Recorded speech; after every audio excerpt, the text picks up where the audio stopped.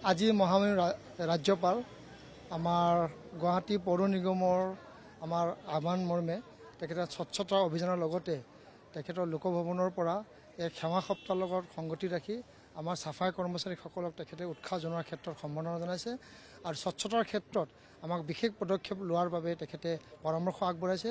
যোৱা 26 জানুৱাৰীৰ দিনাখন লোকভৱনত অনুষ্ঠিত হোৱা অনুষ্ঠানত আমি উপস্থিত আছিলোঁ।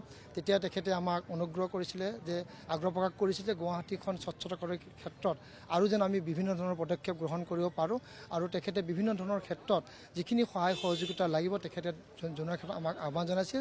সেইমৰ্মে আজি তেখেতে আহি আমাৰ মাজত উপস্থিত হয় এই স্বচ্ছতা কৰাৰ ক্ষেত্ৰত বিশেষভাৱে আমাক খুব উদগনিমূলক আমাৰ উৎসাহজনক আমাক দিলে আৰু ইয়াৰ লগে আমাৰ স্বচ্ছ কৰ্মীসকলকো কাম কৰাৰ ক্ষেত্ৰত প্ৰেৰণা দিয়াৰ ক্ষেত্ৰত বিশেষ ব্যৱস্থা গ্ৰহণ কৰিছে। এনেধৰণৰ পদক্ষেপে আমাৰ মাজত উৎসাহ দিছে, উদ্দীপনা দিছে। আমিও গুৱাহাটীবাসী ৰাইজৰ সেৱা মানসেৰে যিখিনি আমি কাম কৰি আছোঁ আৰু অধিক ক্ষিপ্ৰতাৰে কৰাৰ কাৰণে ব্যৱস্থা আমি গ্ৰহণ কৰিম।